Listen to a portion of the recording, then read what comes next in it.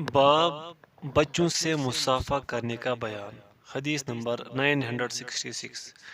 جناب سلمہ بن وردان رحمہ اللہ بیان کرتے ہیں کہ میں نے سیدنا انس بن مالک رضی اللہ عنہ کو دیکھا، وہ لوگوں سے مصافحہ کر رہے تھے۔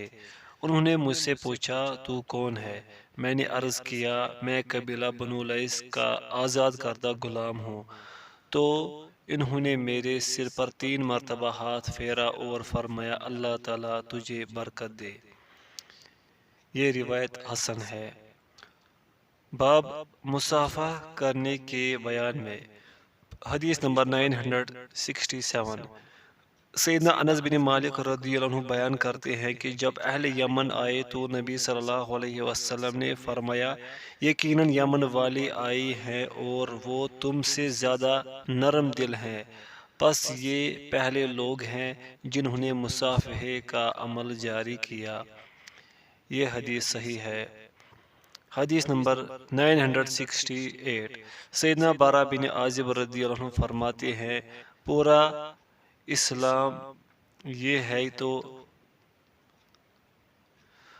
سیدنا بارہ بن عازب رضی اللہ عنہ فرماتے ہیں، پورا سلام یہ ہے کہ تو اپنے بھائی سے مصافحہ کرے۔ یہ حدیث صحیح ہے۔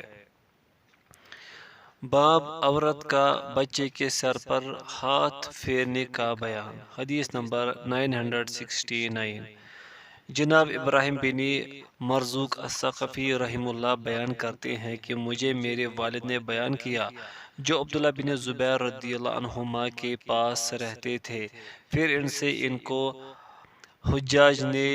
حجاج نے لے لیا۔ وہ کہتے ہیں کہ مجھے سیدنا عبداللہ بن زبیر رضی اللہ عنہما اپنی والدہ سیدہ اسماء رضی اللہ عنہا کے پاس بھیجا کرتے تھے تاکہ میں ان کو اس معاملے کی خبر دوں جو حجاج ان کے ساتھ کر رہا تھا، اور وہ میرے لیے دعا کرتے اور میرے سر پر ہاتھ پھیرتے۔ میں ان دنوں بچہ تھا۔ یہ حدیث ضعیف ہے۔ حجاج ایک حکمران تھا۔ باب گلے ملنے کے بیان میں۔ حدیث نمبر 970۔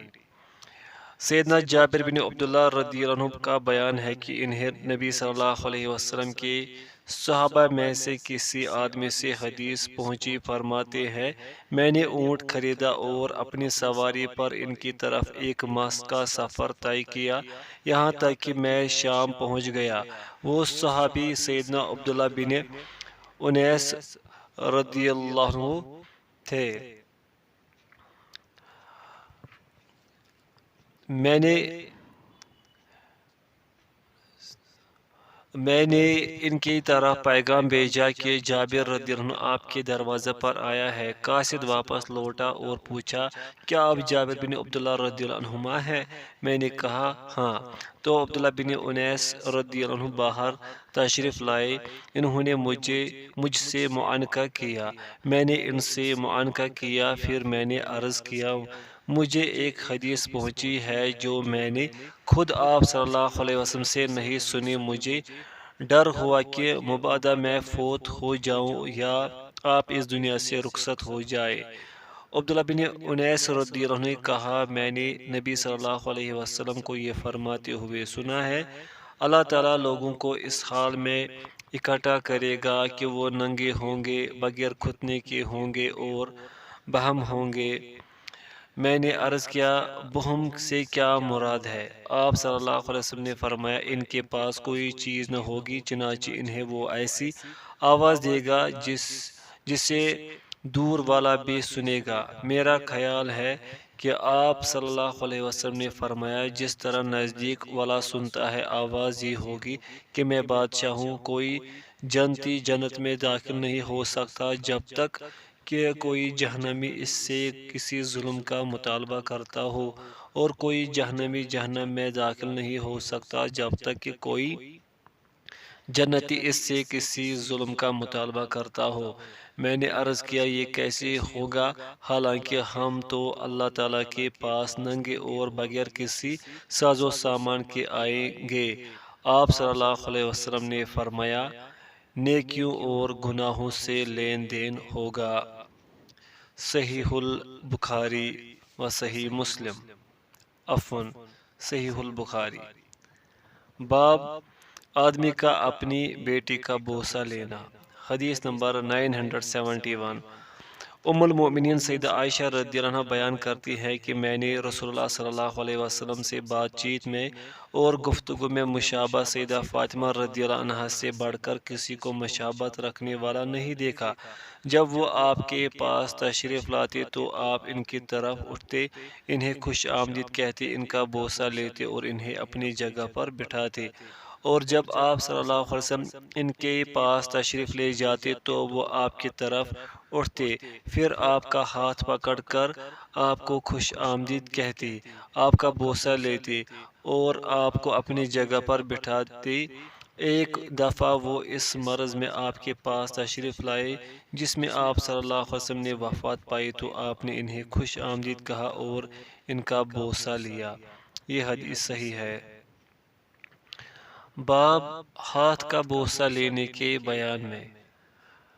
حدیث نمبر 972۔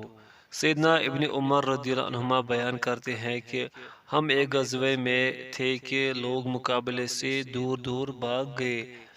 ہم نے کہا ہم نبی صلی اللہ علیہ وسلم سے کیسے ملاقات کریں گے جبکہ ہم تو بھاگ آئے ہیں۔ اس پر یہ آیت نازل ہوئی الا متحرفا لقتال او متحیزا الی فئہ، سوائے کسی جنگی چال کے یا کسی جماعت سے ملنے کے لیے۔ ہم نے کہا ہم مدینہ منورہ نہیں جائیں گے تاکہ ہمیں کوئی نہ دیکھے۔ پھر ہم نے کہا اگر ہم مدینہ منورہ چلے ہی جائیں تو بہتر ہے۔ چنانچہ نبی کریم صلی اللہ علیہ وسلم جب نماز فجر پڑھا کر باہر تشریف لائے تو ہم نے عرض کیا ہم بگوڑے ہیں۔ آپ صلی اللہ علیہ وسلم نے فرمایا بلکہ تم دوبارہ حملہ کرنے والے ہو۔ چنانچہ ہم نے آپ صلی اللہ علیہ وسلم کے ہاتھ کا بوسہ لیا۔ آپ صلی اللہ علیہ وسلم نے فرمایا میں تمہاری جماعت میں ہوں۔ یہ روایت ضعیف ہے۔ حدیث نمبر 973۔ جناب عبد الرحمن بن رزین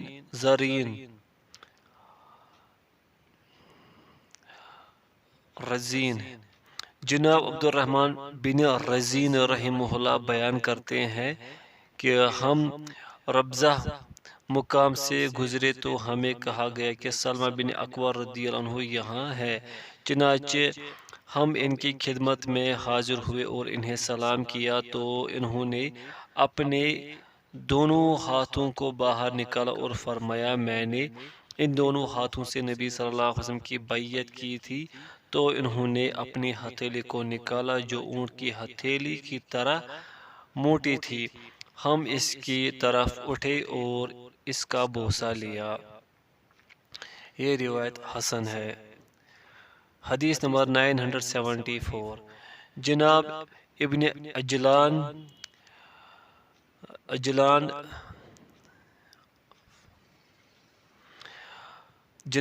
عجلان رحمہ اللہ بیان کرتے ہیں کہ ثابت رحمہ اللہ نے سیدنا انس رضی اللہ عنہ سے عرض کیا کیا آپ نے نبی صلی اللہ علیہ وسلم کو اپنے ہاتھ سے چھوا ہے؟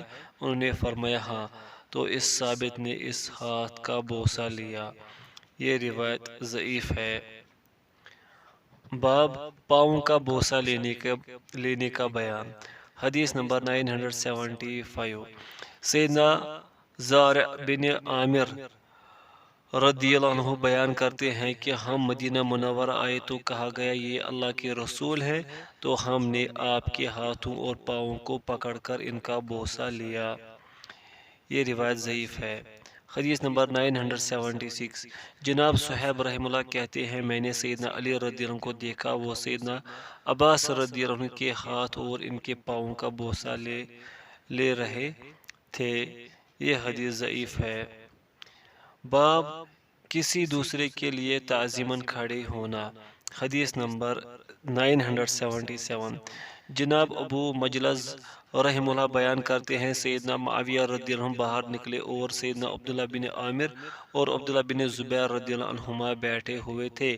سیدنا معاویہ رضی اللہ عنہ کو دیکھ کر سیدنا ابن عامر رضی اللہ عنہ کھڑے ہو گئے، جبکہ ابن زبیر رضی اللہ عنہما بیٹھے رہے اور وہ ان دونوں میں زیادہ وزنی بھی تھے۔ سیدنا معاویہ رضی اللہ عنہ نے کہا کہ نبی صلی اللہ علیہ وسلم نے فرمایا ہے، جس کو یہ بات خوش کرتی ہو کہ اللہ کے بندے اس کے لیے کھڑے ہوا کرے تو اسے چاہیے کہ اپنا گھر دوزخ میں بنا لے۔ یہ حدیث صحیح ہے۔ باب سلام کی ابتدا، حدیث نمبر 978۔ سیدنا ابو ہریرہ رضی اللہ عنہ بیان کرتے ہیں، نبی صلی اللہ علیہ وسلم نے فرمایا، اللہ تعالیٰ نے سیدنا آدم علیہ السلام کو پیدا کیا، ان کا قد 60 ہاتھ تھا، پھر فرمایا جاؤ اور وہاں بیٹھے ہوئے فرشتوں کی جماعت کو سلام کرو، پھر سننا کہ وہ کیا جواب دیتے ہیں، کیونکہ وہ تیرا اور تیری اولاد کا سلام ہوگا۔ چنانچہ آدم علیہ السلام نے جا کر کہا السلام علیکم، تو فرشتوں نے جواب میں کہا السلام علیکم ورحمۃ اللہ، پس انہوں نے رحمت اللہ کا اضافہ کر دیا۔ جو شخص بھی جنت میں داخل ہوگا وہ ان آدم کی صورت پر ہوگا، پس اس وقت سے اب تک مخلوق چھوٹی ہوتی جا رہی ہے۔ صحیح البخاری و صحیح مسلم۔ باب سلام کو عام کرنے کا بیان، حدیث نمبر 979۔ سیدنا برا رضی اللہ عنہ بیان کرتے ہیں کہ نبی کریم صلی اللہ علیہ وسلم نے فرمایا، سلام کو عام کرو، سلامتی پاؤ گے۔ یہ روایت حسن ہے۔ حدیث نمبر 980۔ سیدنا ابو ہریرہ رضی اللہ عنہ بیان کرتے ہیں کہ نبی کریم صلی اللہ علیہ وسلم نے فرمایا، تم لوگ اس وقت تک جنت میں نہیں جا سکو گے جب تک ایمان لے آؤ، اور تم اس وقت تک مومن نہیں ہو سکتے جب تک آپس میں محبت نہ کرنے لگو۔ کیا میں تمہیں وہ چیز نہ بتاؤں جس سے تم ایک دوسرے سے محبت کرنے لگو؟ صحابہ نے عرض کیا، کیوں نہیں اے اللہ کے رسول، ضرور بتلائیے۔ آپ صلی اللہ علیہ وسلم نے فرمایا، آپس میں سلام کو عام کرو۔ صحیح مسلم۔ حدیث نمبر 981۔ سیدنا عبداللہ بن عمر رضی اللہ عنہما بیان کرتے ہیں کہ رسول اللہ صلی اللہ علیہ وسلم نے فرمایا، رحمان کی عبادت کرو اور کھانا کھلاؤ اور سلام کو عام کرو، تم جنتوں میں داخل ہو جاؤ گے۔ یہ روایت صحیح ہے۔ جس نے سلام کی ابتدا کی، حدیث نمبر 982۔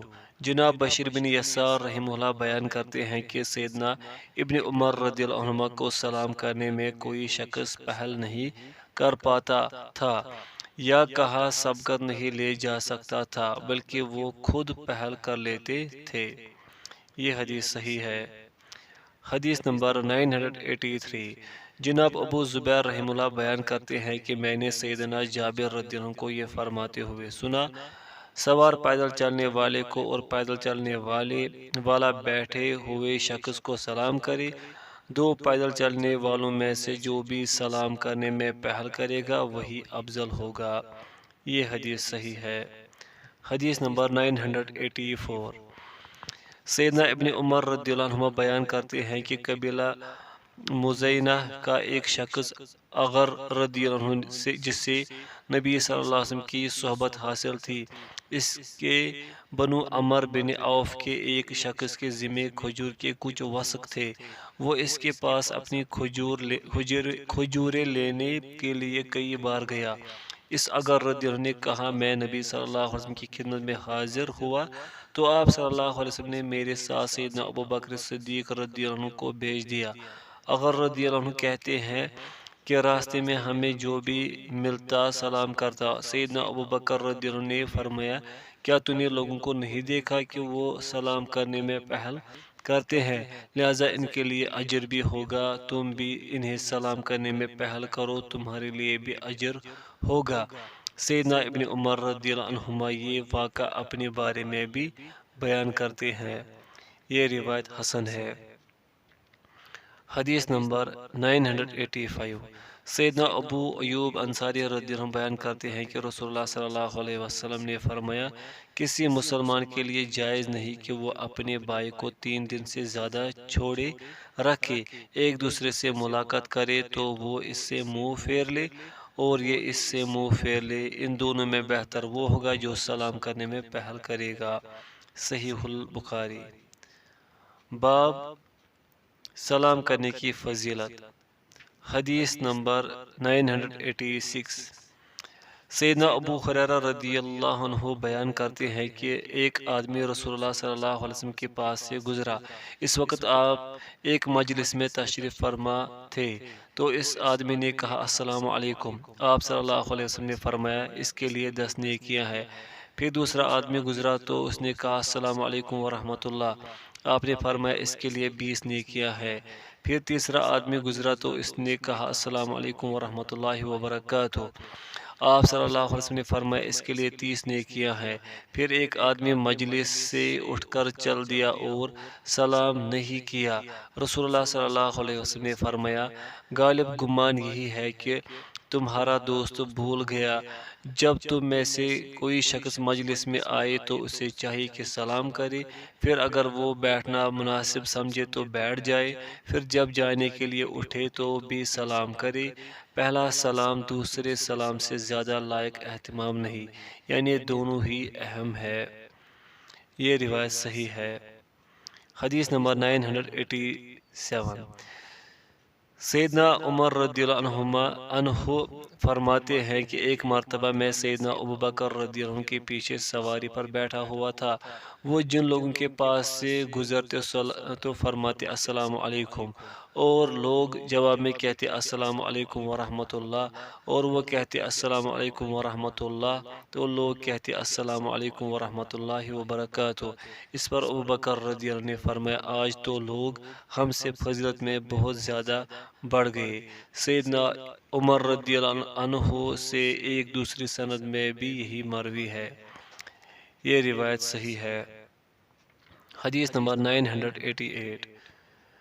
سیدہ عائشہ رضی اللہ عنہ بیان کرتی ہیں کہ رسول کریم صلی اللہ علیہ وسلم نے فرمایا یہودیوں نے تم سے جتنا سلام اور آمین کہنے پر حسد کیا، اتنا کسی اور چیز میں نہیں کیا۔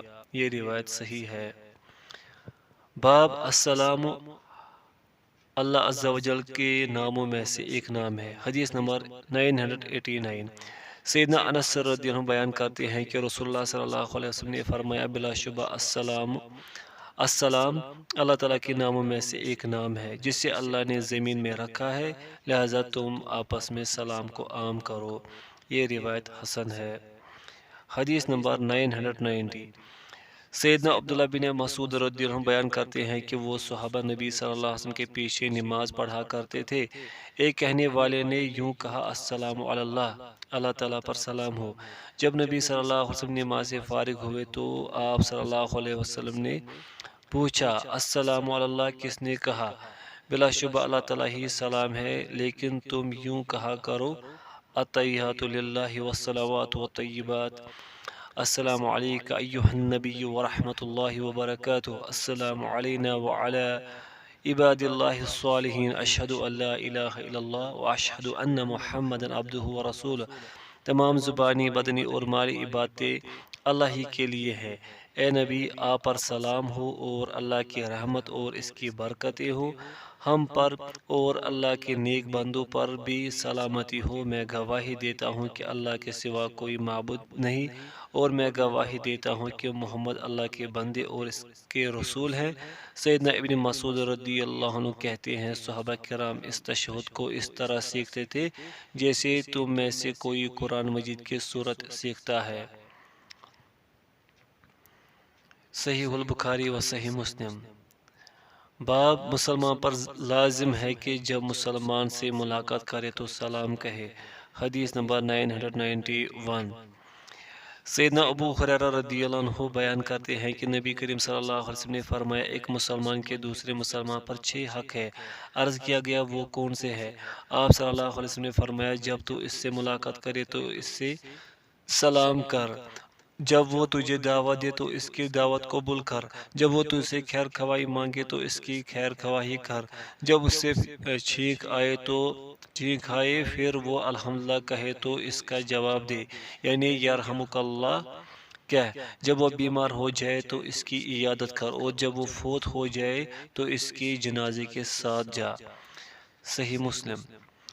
باب پیدل چلنے والا بیٹھے ہوئے کو سلام کرے۔ حدیث نمبر 992۔ سیدنا عبد الرحمن بن شبل رضی اللہ عنہ بیان کرتے ہیں کہ میں نے نبی صلی اللہ علیہ وسلم کا یہ فرماتے ہوئے سنا، سوار کو چاہیے کہ وہ پیدل چلنے والے کو سلام کرے، اور پیدل چلنے والے کو چاہیے کہ وہ بیٹھے ہوئے کو سلام کرے اور تھوڑے زیادہ لوگوں کو سلام کرے۔ پھر ان میں سے جس نے سلام کا جواب دیا تو اس کے لیے اجر ہے، اور جس نے جواب نہ دیا اس کے لیے کوئی اجر و ثواب نہیں۔ یہ روایت صحیح ہے۔ حدیث نمبر 993۔ سیدنا ابو ہریرہ رضی اللہ عنہ بیان کرتے ہیں کہ رسول اللہ صلی اللہ علیہ وسلم نے فرمایا، سوار پیدل چلنے والے کو سلام کرے اور پیدل چلنے والا بیٹھے ہوئے کو سلام کرے اور تھوڑے لوگ زیادہ کو سلام کرے۔ صحیح البخاری و صحیح مسلم۔ حدیث نمبر 994۔ سیدنا جابر رضی اللہ عنہ فرماتے ہیں، جب دو پیدل چلنے والے آپس میں اکٹھے ہو جائے تو ان میں سے جو بھی سلام میں پہل کرے گا وہ افضل ہوگا۔ یہ روایت صحیح ہے۔ باب سوار بیٹھے ہوئے کو سلام کرے۔ حدیث نمبر 995۔